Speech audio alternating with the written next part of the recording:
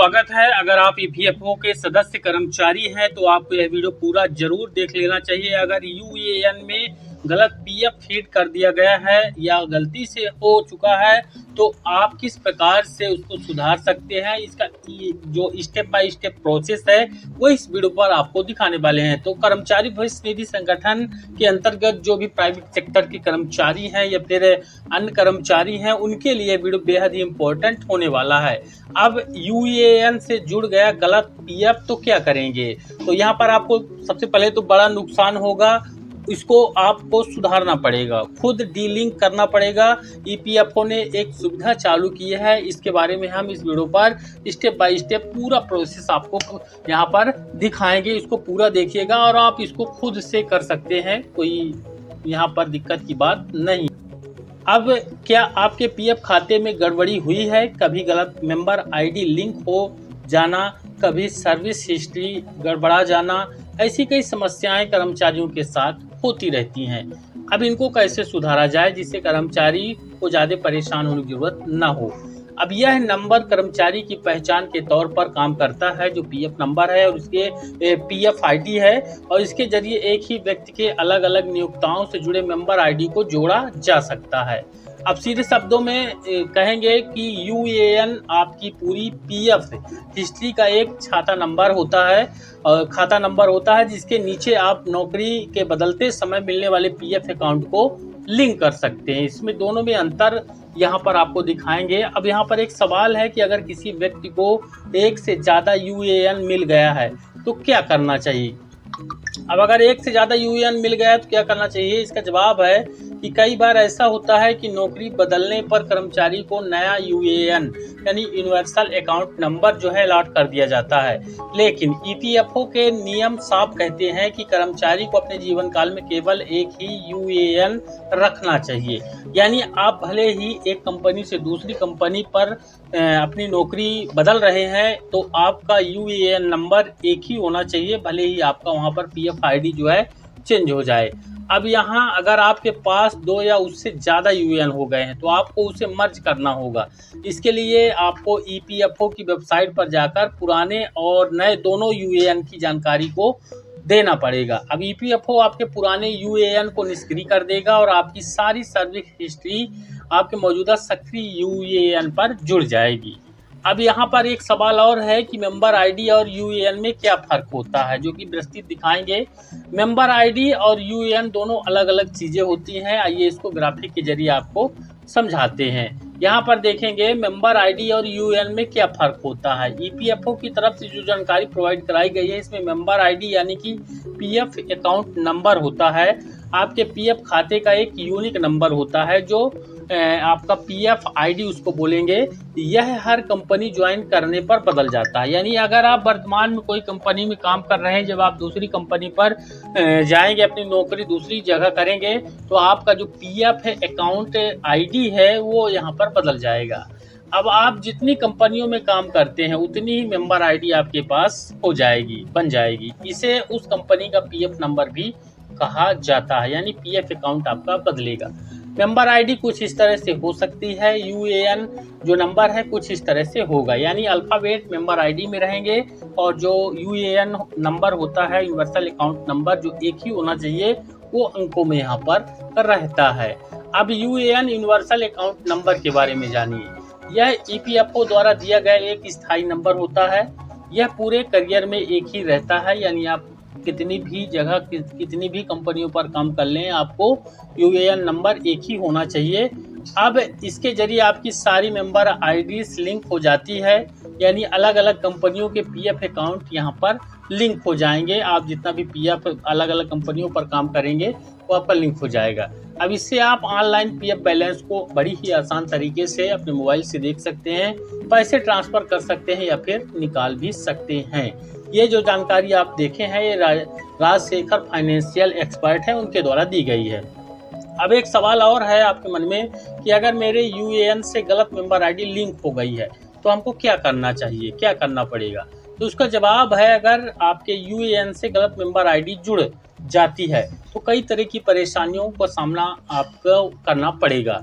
आइए इसको ग्राफिक के जरिए आपको समझाते हैं। यहाँ पर देखिए यूएएन से गलत मेंबर आईडी लिंक होने पर हो सकती हैं ये परेशानी। उसको कैसे आप सुधार सकते हैं बड़े ही आसान तरीके से, इसको आप देखिए अगर हो जाता है तो अगर यूएएन से गलत मेंबर आईडी जुड़ी है तो आपके पीएफ बैलेंस का हिसाब गलत हो सकता है, यानी यहाँ पर वो दूसरी की आईडी पर दिखेगा।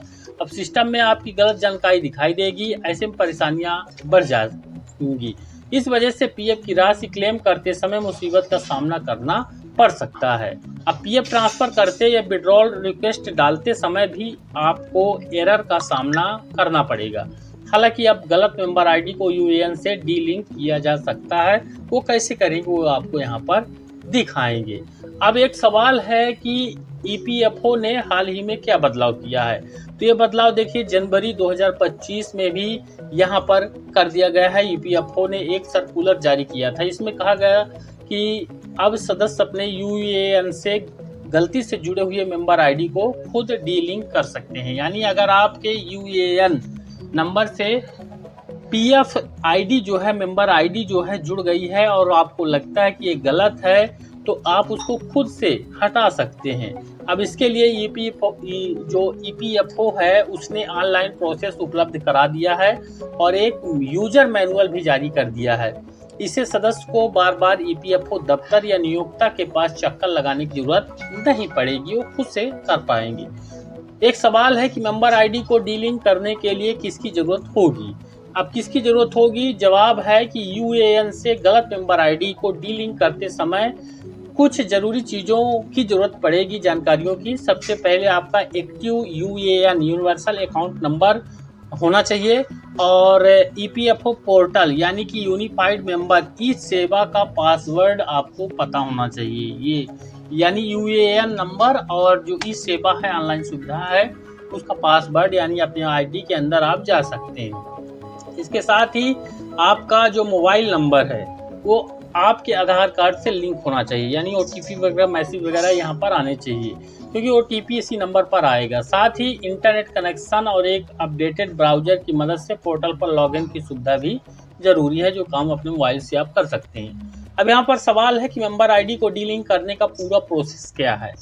पूरा प्रोसेस यहाँ पर देखिए, इसमें आप समझिएगा कि जब ईपीएफओ के यूनिफाइड मेंबर पोर्टल पर आप जाएंगे और इस प्रोसेस को पूरा करेंगे, तो आइए इन स्टेप्स को हम ग्राफिक्स के जरिए आपको समझाते हैं किस प्रकार से आप इसको सुधारेंगे। गलत मेंबर आईडी को यूएएन से डीलिंक कैसे करेंगे, इसके लिए जो है स्टेप बाय स्टेप प्रोसेस यहाँ पर आपको दिखाएंगे। यहाँ पर देखिए सबसे पहला जो काम होगा, यूएएन के ऑफिशियल वेबसाइट पर जाना है। सबसे पहले मेंबर आईडी इंटरफेस पर जाना है और यूएएन पासवर्ड और कैप्चा को डाल देना है। ठीक इस तरह से इंटरफेस आएगा यहाँ पर। फिर उसके बाद जो है आपको क्या करना है, इसके बाद साइन इन पर क्लिक करना है। लॉगिन के बाद ओटीपी सबमिट करना है। इसके बाद व्यू मेनू पर चले जाना है। व्यू मेनू पर जाएंगे तो यहाँ पर सर्विस हिस्ट्री सब मेनू पर क्लिक कर देंगे। यहाँ आपके सारे मेंबर आईडी दिख जाएंगे। जिस आईडी को आप डीलिंक करना है उसके सामने डीलिंक बटन पर आपको क्लिक कर देना है। कुछ इस तरह से यहाँ पर देखिए शो होगा। ये यहाँ पर आपका जानकारी होगा, अलग अलग कंपनियों का मेंबर आईडी यहाँ पर दिखेगा। इधर जो है डीलिंक का यहाँ पर ऑप्शन रहेगा। अब सिस्टम एक अलर्ट दिखाएगा जब आप डीलिंक करेंगे। इस ओके अलर्ट पर क्लिक करना है। अगली स्क्रीन पर आपको रीजन फॉर डीलिंक का विकल्प चुनना है। बॉक्स पर टिक करके सहमति दे देना है। गेट ओटीपी पर क्लिक कर देना है।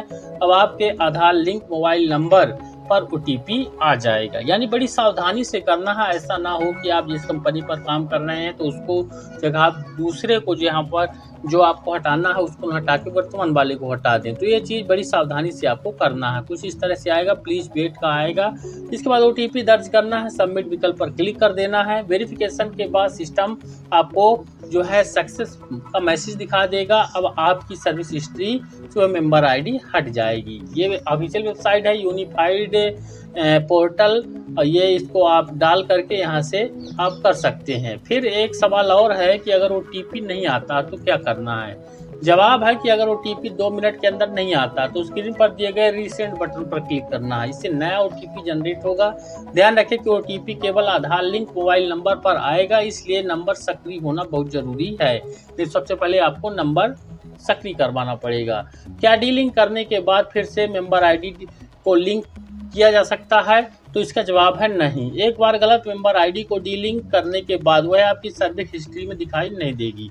अगर वह सही में आपकी नौकरी से जुड़ी हुई थी तो आपको अपने नियोक्ता से दोबारा सही तरीके से डीलिंक उसको लिंक कराना पड़ेगा। अब सवाल है कि डीलिंक की सुविधा से कर्मचारियों को क्या फ़ायदा होगा। इसका जवाब है कि पीएफ खातों में गड़बड़ी और गलत बैलेंस दिखने की समस्या से बच जाएंगे। इससे क्लेम या ट्रांसफ़र प्रोसेस में तेज़ी आ जाएगी। साथ ही बार बार ईपीएफओ ऑफिस या फिर नियोक्ता के संपर्क करने की ज़रूरत नहीं पड़ेगी। डेटा सही और पारदर्शी हो जाएगा। फिर भी सवाल है कि अगर किसी को दिक्कत आती है तो वह कहाँ संपर्क करे। तो इसका जवाब है आप ईपीएफओ के हेल्प डेस्क पोर्टल पर शिकायत दर्ज कर सकते हैं या फिर स्क्रीन पर दिए हुए नंबर पर कॉल कर सकते हैं। टोल फ्री हेल्पलाइन नंबर है और इस पर कॉल करें। नज़दीकी ईपीएफओ ऑफिस में जाकर भी जानकारी आप बड़ी आसान तरीके से ले सकते हैं। ईपीएफओ का यह नया कदम जो है उन लाखों कर्मचारियों के लिए बड़ी राहत की खबर है जिनके पीएफ खातों में गलत मेंबर आईडी जुड़ गई थी। अब वे बिना किसी झंझट के ऑनलाइन अपने यूएएन से गलत आईडी को डीलिंक कर पाएंगे। इससे न केवल डेटा सही रहेगा बल्कि वह इसमें पीएफ क्लेम और पेंशन से जुड़े काम भी आसानी से पूरे हो जाएंगे। वह भी आपकी आईडी से आप घर बैठे कर सकते हैं। वीडियो को ज़्यादा लाइक और शेयर कर दीजिएगा। नया अपडेट के लिए चैनल को सब्सक्राइब जरूर कर लीजिएगा। धन्यवाद।